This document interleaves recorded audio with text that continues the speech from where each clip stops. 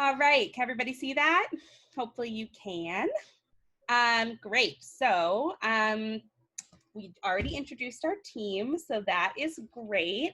So what would be super helpful from you, if you have access, we'd love to know in the chat what organization you're with, if you're with one, what you're most looking forward to, and if there are any specific challenges with your clients or your families that you are facing. No pressure, you don't have to share anything specific, but it does really help us to know where you are, what's been the hardest thing for you. We know the pandemic is super crazy, and we're seeing different kinds of stress and reactions from our teenagers and our caregivers. So if there's anything in particular you really want to highlight, please pop that in the chat. And from where you're from is also very helpful, so we know who we're talking to. Thanks, Samaria, is that how you say that? I think I muted everybody. You can unmute yourself, but that's a beautiful name. I hope I didn't butcher it. Samaria. Yeah.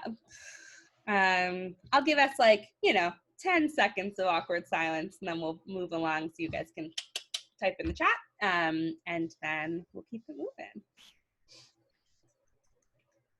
Great. All right, Gina, I'm going to let you talk about this one. Yes. Okay.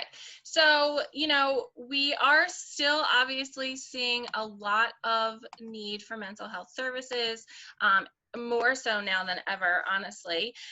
When things kind of shut down in March, there was just an increase in the need for services. So, one of the things that Lee and I were talking about is, some of those symptoms may be looking a little different. So, for example, if a kid who was, truant all the time, not getting out of bed for school, and we'll talk a little bit more about that later, but, how are the parents seeing that behavior happening now in the home? So it's still happening, but it just it may look different. So, and the same with the resources. Resources are different. Things are happening via telehealth, but, the services are still there. So just making sure that you guys as service providers and families know what is still available to families. And then, just trying to engage with those kids. Sometimes they don't want to see us on the computer screen. They don't want to wake up for a session with us. But honestly, in MST, that's okay, because our goal is to work with the caregiver. And we'll talk more about that. But, we want the caregivers to know that it's okay if they can't engage with their kids, or if we can't engage with our kids, and helping them figure out what can be done differently. Totally. I'm going to switch. Oh, here we go. All right, this is still you. Okay. So right there, teenagers are complex. So, we work with kids that are acting out, getting into trouble. Most of them have police involvement. Most of them are already involved with probation or district court, or just headed in that direction. Behaviors are looking more intense because they don't have those social outlets that they had before. So, they're not able to get out and go see their friends or go to school even. So just really intensifying behaviors happening in the home. And when that happens, families kind of shut down. They don't know what to do. They don't understand why it's happening. And, there might be some fear in the home. So again, just helping them, looking at this systemic change and empowering the caregiver to see that this can change and there can be positive change to help with them. Totally. And I'm just going to throw it out there. If anybody here has any specific things that you're seeing that you have questions about, maybe is this a sign? Is this something we should be concerned about for your students? Please pop that in the chat, because we will definitely address. And we have a handful of experts for saying whether that's, normal or what's available. So speaking of this is sort of running into this. Maybe you've seen some other things, but what are the type of things that we're seeing right now from teens and families who are really deeply struggling? Mm-hmm. Yeah, so your typical MST kid, and a lot of other kids that are struggling right now are displaying these aggressive behaviors, whether it's verbal or physical, becoming destructive in the home, still violating curfew and running away, even though, for the past few months, several months. We've been on this kind of lockdown order. Now that school's back in session, refusing to log on, refusing to get up and get out of bed in the morning, which is then causing a lot of stress on families. We were talking about some of these families have multiple kids, and some of the other kids are starting to display these behaviors, or maybe a parent needs to focus their time on helping younger kids logging into school and thinking that the older kids should be more independent. But maybe that's not always the case, and they need some additional support as well. So looking for those just red flags. Are parents having trouble? Is there fear for safety? And just kind of going with that gut feeling. Like if you, it says it right there, if you think something's not right, it probably isn't. So, and, just making sure families especially know that it's okay to ask for help. Gina, question for you. For those teachers who are having remote access or screen access, what are some of the things that you would look for a kid struggling? Is there anything like not showing up, visual? Is there anything that you would suggest for a teacher? I think the not showing up would be the number one red flag a teacher would notice. I think that, so something that, and my kids are virtual right now, so I'm starting to see this, there's teachers are saying, like, if you can't turn your cameras on, it's okay, because, you never know what's going on in someone's home life. So I think if there are kids who are consistently not turning their cameras on, it would be helpful for teachers to maybe reach out to support that family and just kind of checking in with them, and maybe even using like a guidance counselor for support. Like, what do you know about this family? Like, is it someone who may need additional support? Because we're not seeing them every day, and we want to kind of check in and make sure that they are okay. Beautiful, thank you. All right, so now we're going to talk about this sort of magical part, the power of the caregiver. Mm-hmm. Yeah, so MST, I'm going to jump around a little bit, but MST really focuses on the caregiver. And there is tons and tons of research to prove why this is successful. It really, really focuses in on the caregiver being like that change agent, and they are the number one influence in their kids' lives. So we can come in and work with them for so many months, but once we're done, it's the caregiver who is still there, still trying to implement these plans and make the successful changes. So a lot of research showing that the caregiver is really the one who can successfully make these changes. Gina, I'm going to ask a question circling back for you. We have a question that is, who should you ask for help? I'm assuming, Talia, this is from the school or just generally. You can clarify in the chat, but who do you ask for help? I need help a year ago and didn't receive help until it was a little bit too late. I think this is maybe school related. So what would you suggest? So if it is school related, I mean, definitely asking your teachers, guidance counselors, like any adult in the school that you feel you can trust, reaching out to them.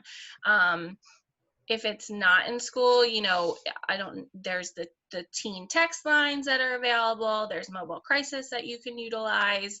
I think, like you said, if we figure out what specifically she's talking about, we could probably narrow down a little bit better what resources she could have used. Talia, if you want to give us a little more context, we're happy to dig into it. And also, I think that those teen support line and the crisis line, I'll link those in the chat so that you guys have access to that, because those are really great supplementary resources.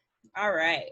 Wait, Talia unmuted herself. Did you have a question? Go ahead, Talia. Oh, no, I was saying, I was going to say, I did use mobile crisis before.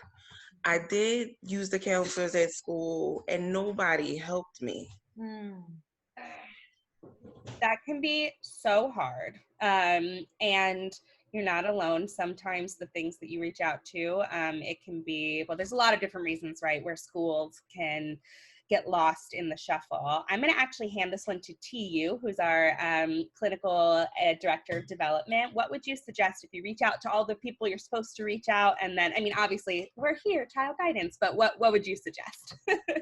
Yeah, boy, it's really frustrating, because sometimes people get hung up in the challenges like, well, what's your insurance?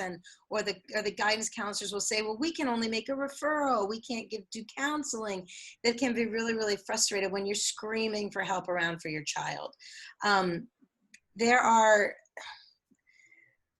in desperation, I would say walk in, even at a lot of the community-based services have walk-in. You can be seen on the day that you walk in, not necessarily with the private and definitely not the for-profit ones, but like at Child Guidance and in our Chester County, Philadelphia and Delaware County offices, someone could come in and be like, look, this is bad today.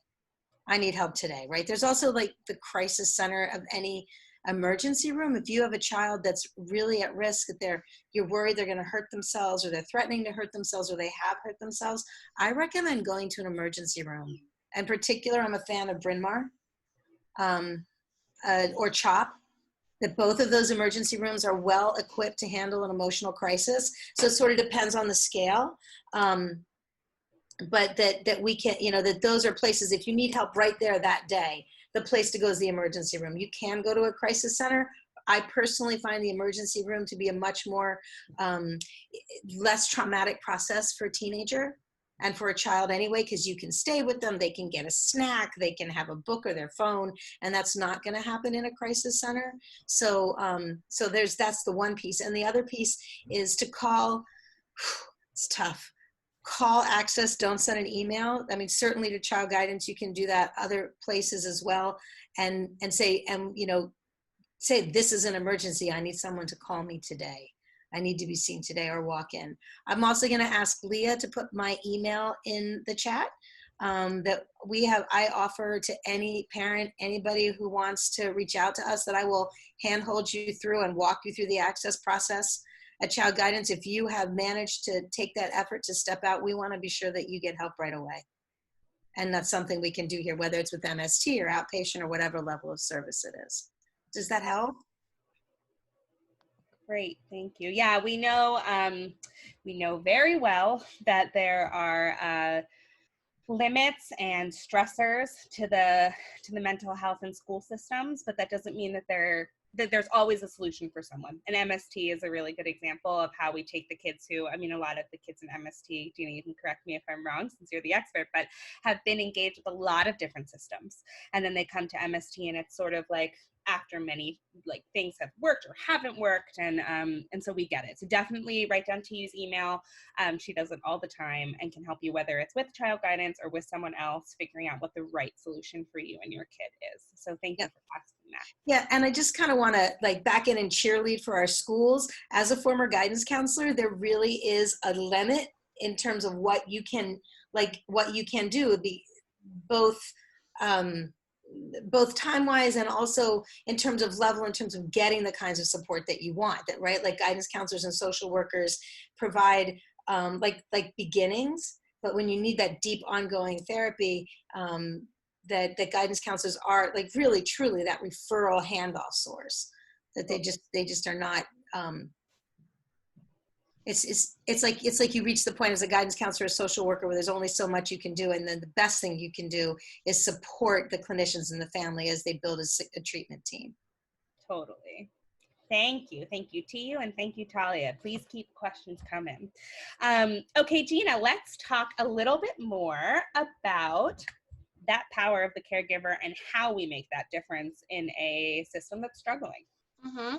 So I want to just piggyback off of what Tia said. So, or maybe you said it, Leah, sorry. In Delaware County, especially, and other counties, we see these families coming to MST after they've had years and years and just multiple services that were unsuccessful. And by the time they get to us and we explain what MST is and that we focus on the caregiver, parents are just done. They're fed up. They're frustrated. They don't want to hear it. They don't understand why. Why are you going to work with me? My kid is the problem. We hear that all the time. They're the one that needs services. They're the one that needs treatment, not me.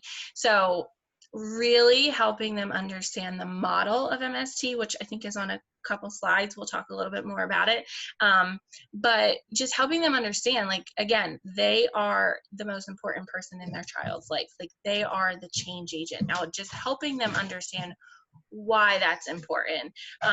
So some of the main things we focus on are those, building the parenting skills, developing natural supports, increasing responsibility, just letting them know it's going to take a continuous effort and a lot of effort from them. They are really in the driver's seat with this process. We are just kind of there helping them along the way. Leah has their like no one size fits all approach. Like everything is very specific to that family's needs, and it's very collaborative, very much like the parents developing these plans just with our knowledge of MST. So all the plans are very specifically developed based on the family's needs. And it's very strengths based. Like, what is going to work for you? What have you tried in the past that wasn't successful? Tell us about it, why it didn't work, and let's work together to fix it and make it something that is going to work for your family. Parents need to be comfortable with these plans too. So giving them that kind of voice to talk about why they feel like it may not work, and then taking their input in creating something that will be successful for them.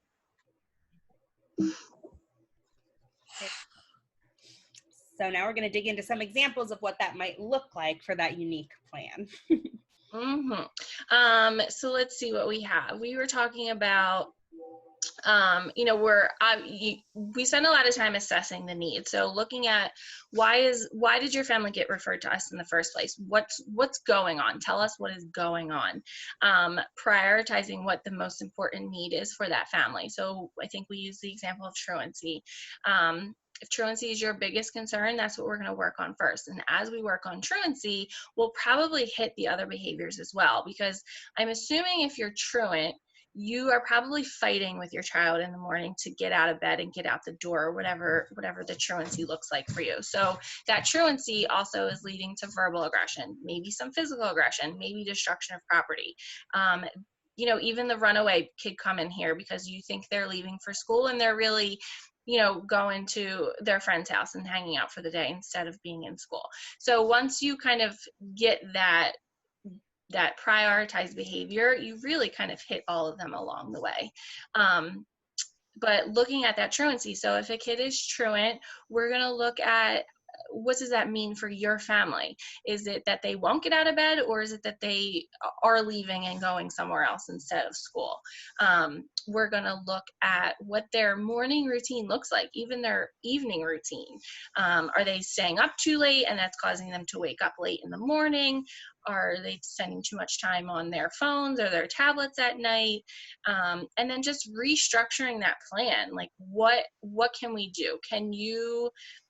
Is it possible that you're not home in the morning and you need additional support to support you in getting your kids up and out the door? Is it just, sometimes it's as simple as like they don't have an alarm clock and we can help get them an alarm clock. Sometimes they don't know their bus schedule and we can reach out and kind of bridge that gap between home and school. So just really looking at what is happening and how we're going to make it work. MST clinicians are also, working around the clock. We're a 24/7 program. We're meeting with families, multiple times a week in their homes. I'm gonna say in their homes because it depends on the situation right now. Some of it is happening via telehealth. We are starting to go back into the homes though. But we're meeting with families multiple times depending on their availability. If you work night shift, we'll meet you at 7 in the morning when you just get home. If you work 9 to 5, we can meet you at 5, 5:30, 6 o'clock. If you get a lunch break, we'll meet you on your lunch break. If you need to go grocery shopping, like we'll walk along the aisles of Acme with you. Like whatever it takes, we're going to do that to meet with you. I mentioned the 24/7. That's, if a crisis occurs, like if there is a crisis, we are there for crisis support. We rotate on the weekend, so you always have someone available for you if something happens. So it's a pretty intense program, and it's shorter too. It's only 3 to 6 months. but because it's so intense, a lot gets done. And that's kind of where, the previous slide of just that continuous effort, we want to make sure that families are going to be committed to this, because we do a lot with them in that short amount of time. And we just need them to really be committed to the process and wanting to see the change happen. Gina, question for you. How does the crisis 24-hour support line work? Is it a phone line? Do all clients have access to it? Can you tell a little bit more about that? Yeah, so each of our clinicians, so let me break down just the clinicians for you. You may have that on a later slide. Sorry, Lee, if I'm jumping. I actually don't, so go ahead. Okay, good. So in Delaware County, we have 8 clinicians. Chester County and Montgomery County, we have 4. Each clinician carries a caseload of 4 to 6 families. Each clinician is responsible for their own family during the work week. So Monday through Friday, 9 to 5, 9 a.m. Monday through 5 p.m. on Friday, your family can reach your own clinician. So if there is something happening, you will call your clinician and you will directly talk to your clinician for support. We rotate on the weekends. So between those 12, 16 clinicians, there's 1 per weekend. So you could potentially get another clinician over the weekend, but they would have access to everything, know how to support you, so that if you were to call, you would still get the same level of support. Perfect. Thank you. All right, well, before we move over to digging in a little bit more to the model, are there any specific questions or concerns that someone has about a specific client, their own kid, that we could maybe give you some suggestions for things that you might want to try implementing? That's something that we definitely are here and able to answer, or a problem that you're seeing ongoing with some kids that you're working with. Feel free to pop that in the chat. At any point. We're going to move into a little bit more about the model, but at any time, if you have a specific question, please throw that in and I will ask it to Gina and she'll give you some insights. Okay, so let's talk a bit more about MST. So some of these I kind of hit on a little bit, but I'll just go back over them. So it's MST, multi-systemic therapy, evidence-based model. We work in the home doing family therapy. We typically last between 3 to 5 months. Meeting with families at least twice a week, more if it's necessary, if there's safety concerns. We're really going to be out there as much as we need to be. Focusing on those externalizing behaviors, so that physical, verbal aggression, destruction of property, substance use, curfew, runaway, all of those, and empowering the caregivers. So really focusing on what the caregivers are going to do to try to eliminate or decrease these behaviors, taking that systemic approach to work with the family. Great. Kate, I'm going to ask you a clarifying question, so just keep an eye on the chat. All right, let's talk a little bit about who MST works with. So again, all of those behaviors, our clients are between the ages of 12 to 17. Most of our referrals come from probation or children and youth, so they have that system involvement, but they don't have to have that system involvement. So other agencies, schools can all refer to us.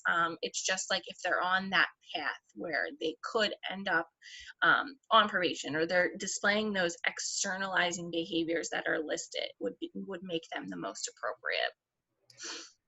Good question, thank you. If parents say that they have tried everything in every program, could we still refer and you would talk to them about it? Or do you want parents to be bought in before you get a referral? I mean, it's definitely helpful if they know what MST is going into it. Because it is so different with the focus being on the caregiver, a lot of times once we get a referral and we call them to tell them that, because all of our supervisors reach out to the families once we get a referral to kind of talk to them about what we do. We do get a lot of families say, no, thank you. We don't want to do this. We're not interested. This isn't what we signed up for. And we do lose some referrals that way. So I think it's helpful if you guys as the providers, as the referral sources, had that knowledge about MST to share with the families first. we also are all available to talk to families for you if you want to. You know, to you, I think you asked earlier about like a specific family, like, yes, that family would be appropriate. If you have questions about families that you think you want to refer, you can call any one of us and ask us, run the case by us. If you're saying like, I don't think this family would agree or buy in because of maybe their past experiences, like we are certainly available to kind of join a call and just help explain it to them a little bit better, to try and get them to buy in. Totally. Yeah. I definitely can say that it doesn't always work depending on how disengaged the caregivers are, but our MST team is very good at joining, and the data is really quite powerful. So if you do have a client, or you'd like to reach out to someone or run it by our supervisor or connect to the parent, I think I already put my email in the chat, but I'm going to put my email in the chat, and you can reach out to me and I can connect you with our MST team and we can see if it would be a good fit. Kate, thank you for this question. I'm going to have TU talk about this because the answer is yes. Kate asks that her daughter has signs of a diagnosis but hasn't been able to get her evaluated. How do we work with helping different finding what's going on for a kid and figuring out the best support system for them? Sure. Well, I actually think that also, even if a kid has a lot of externalizing behaviors, a lot of times, I'm sure Gina would say in MST that kids come in and they don't have a diagnosis yet. They just sort of have the acting out that's, you know, that like for MST, it's really clear that a child is struggling, and the reason why, you don't have to know the reason why before they start. They can start and then you'll figure it out. And I think for like other kinds of behaviors, or other kinds of kids who maybe they're looking anxious, or maybe they look like maybe they're, you know, depressed, that you don't have to have a diagnosis in order to get help. You can come in and get that figured out. And a lot of our programs include a psychological evaluation. Like MST, they'll have a full psychological evaluation. If they're going to be headed towards Family First, they'll have a full psychological evaluation. But kids can just come in and start outpatient. They can just begin their therapy, and then over time, so they'll get an initial diagnosis, and then over time they can get a full workup. But you don't have to, unlike a broken bone, you don't get a cast until you clearly have a broken arm.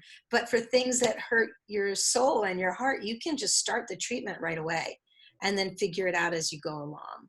And Kate, if you want to wait till the end, I'm sure Gina and I would love to stick around and talk a little more deeply with you about what's, you know, about the specifics of what's going on, so we can sort of steer you in a direction, if that would be helpful. Yeah, I know some therapists have said the diagnosis is not as important as the treatment. You know, like the diagnosis might look different. I mean, for some, that's not true. You know, if you have an autism diagnosis, the care will look different. But whether you're like have an anxiety disorder or depression with anxiety, like it's the treatment that is the big thing. So definitely we do assessments. We do just assessments. We have assessments in a lot of our programs. So absolutely the answer is yes. Thank you to you. All right, Gina. All right, let's talk about what this looks like right now when we are sort of virtual, sort of in person. Tell us how it is. Yes. So back in March, we went straight telehealth. We started seeing all, you know, we really didn't skip a beat. So I'm very, you know, kudos to my teams. But, you know, we went all telehealth, and we did that based on the family's availability. Was it Zoom or was it phone calls? Because like I mentioned earlier, like some families didn't feel comfortable being on the computer, didn't feel comfortable having that video up now that, you know, all these family members were in the house. There's other things happening. So we offered, you know, phone sessions and video sessions, and really just kind of made it work. The sessions still look the same. It's just a different way. We did help accommodate some families with shorter sessions more frequently, just because, you know, maybe we couldn't hold their attention as long on the computer, or, you know, they were working from home now, or, you know, back when we were still in last school year, kids were still kind of getting the process of doing online school. And then also just kind of helping them with some basic support, basic needs. You know, there was families that we helped, you know, certainly like with food, or just other supports, people losing their jobs, helping learn how to use Zoom, like basic needs stuff that we really kind of increased our like case management stuff, our skills. So it looks very different in that sense, but also very much the same as far as getting the treatment and doing the sessions. Are there any, like for the people that are really tough to get on the phone, right? For these providers who might have families who are like, they're not even picking up my phone calls. How would this work? Can you talk a little bit about how you engage with them or some creative ways that you've worked with these families? So, I mean, we look to the referral sources also for a lot of support in those situations. So, maybe if like a CYS worker is scheduled to have a meeting, we might say, hey, can we jump on, just to really introduce ourselves and get kind of that first face-to-face. One example that kind of comes to mind back when this first started in March was the struggling to engage families that had multiple children because there was just so much chaos in the house.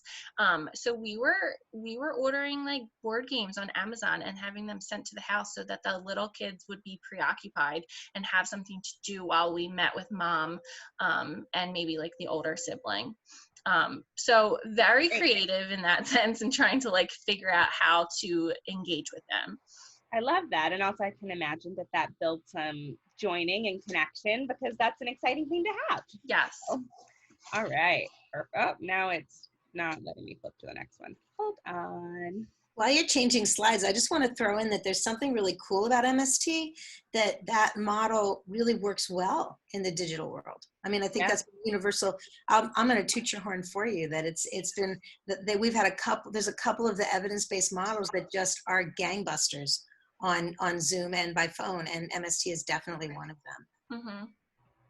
Totally. So this is sort of our wrap up, and then we'll have time for questions if people have them. But yeah, I mean, basically, we see you. Gina sort of hit a lot of these points, and I'll let you take a little bit, but this is just sort of the overview of just, we know that everybody's at capacity, but our team, and I will speak for them, like MST is amazing. And even if it's something, and TU is amazing, like even if it's something that might not be a right fit for MST and you're just like unsure, we are here and we are working, and working a lot.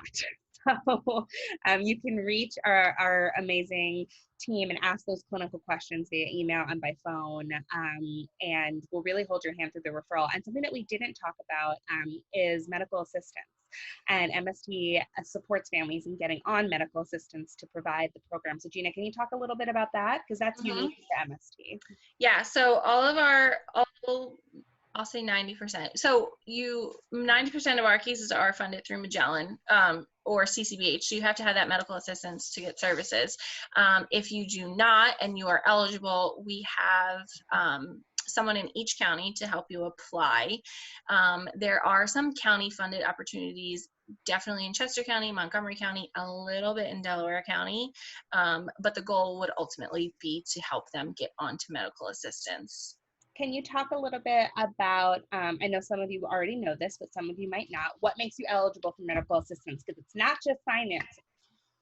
It is not finance at all for us. So for mental health, it is just that diagnosis.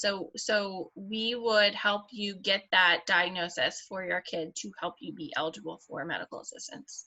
Perfect. So basically, if you have the referral signs, if you need MST and it's appropriate, you guys would work with them, get the diagnosis so that then you would support them to apply for MA, and it's all covered right there. And that's I'm glad you said that, because a lot of families think that they're not eligible because of their income, but that's not true for us. It's solely based on the mental health. Totally. So we have a question for you. If a family is currently receiving family-based services through CGRC, how far in advance would you recommend a referral to MST if a family meets the requirements? So right now, I would say immediately, because we have openings, but we would work with family-based to figure out, what their kind of discharge plans look like. If they are getting ready to wrap up with family-based, we can work with them.